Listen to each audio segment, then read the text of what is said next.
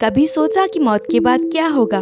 قبر کی اندھیری رات، فرشتوں کا آنا اور ایسے سوالات جن کا جواب نہ دینے والا فوراً عذاب میں مبتلا۔ ہمارے اس سفر کا آغاز موت سے ہوتا ہے، قبر کی پہلی رات سے لے کے قیامت کے دن تک، اور پھر یا تو جنت کی راحتیں ہوں گی یا جہنم کی سزائیں۔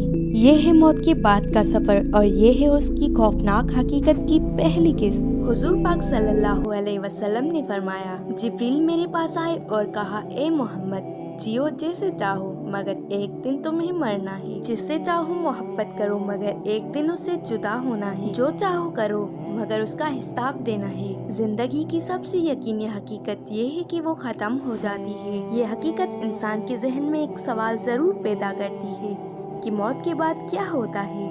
جسمانی لحاظ سے تو مرنے والے انسان کے سفر کو ہر انسان دیکھ سکتا ہے۔ جب موت آتی ہے تو دل دھڑکنا بند کر دیتا ہے، سانس رک جاتی ہے، جسم سخت اور ٹھنڈا ہو جاتا ہے، رنگ بدلنے لگتا ہے، گوشت گلنے سڑنے لگتا ہے اور کیڑے مکوڑے کھانے لگتے ہیں، یہاں تک کہ صرف ہڈیاں اور دانت باقی رہ جاتے ہیں۔ لیکن روح کے سفر کو نہ انسان دیکھ سکتا ہے اور نہ ہی سائنس کے ذریعے اس کو جان سکتا ہے۔ حتیٰ کہ ایک زندہ انسان کی روح کو بھی ہم سائنس کے تجربے سے نہیں جان سکتے، یہ انسان کی قابو سے باہر ہے۔ اسی لیے آخرت یعنی موت کے بعد کی زندگی، قیامت، حساب کتاب اور ایک خدا، اس کی فرشتوں اور تقدیر پر ایمان لانا، یہ سب غیب کے معاملات ہیں، اور غیب کے بارے میں انسان صرف وحی کے ذریعے جان سکتا ہے۔ قرآن پاک میں فرمایا گیا ہے، اور اللہ ہی ہے جس کے پاس غیب کی کنجیاں ہیں، انہیں اس کے سوا کوئی نہیں جانتا۔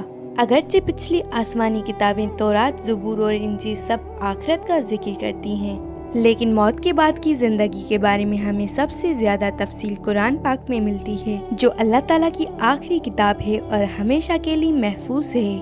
مومن کے لیے قرآن کا بتایا ہوا غیب ایسا ہی سچا اور یقینی ہے جیسا سائنس کے ذریعے معلوم ہونے والے حقائق۔ موت کے ساتھ ساتھ ایک یہ سوال بھی ہے کہ ہم یہاں کیوں ہیں؟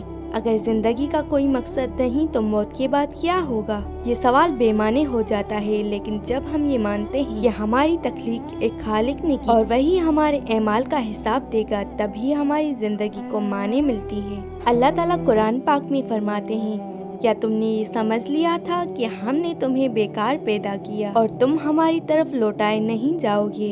سو اللہ بلند بادشاہ ہے، سچا ہے، اس کے سوا کوئی معبود نہیں، وہی عرش عظیم کا رب ہے۔ اگر غور کیا جائے تو دنیا میں ناانصافی، ظلم اور جبر عام ہے۔ طاقتور ہی جیتتا ہے، کمزور دبایا جاتا ہے۔ اگر انسان کو اس دنیا میں سکون اور خوشی نہ ملے، چاہے وہ دولت کی کمی ہو، محبت کی کمی ہو یا خوشی کی، تو زندگی بے معنی لگتی ہے۔ اسی وجہ سے جب کسی کا آخرت پر ایمان کمزور ہو یا نہ ہو، وہ مایوس ہو کر خودکشی تک کر لیتا ہے، کیونکہ اس کے نزدیک کھونے کے لیے کچھ باقی نہیں رہتا۔ اللہ تعالیٰ قرآن پاک میں فرماتے ہیں، اور اپنے رب کی رحمت سے صرف وہی نا امید ہوتے ہیں جو گمراہ۔ تو کیا ہم یہ مان لیں کہ موت صرف جسم کا ختم ہونا ہے؟ یقیناً موت کے بعد بھی کچھ ہے، اور اسی طرح زندگی کا بھی ایک بہت بڑا مقصد ہے۔ اس سیریز کے دوسرے ایپیسوڈ میں ہم جانیں گے قبر کی دنیا۔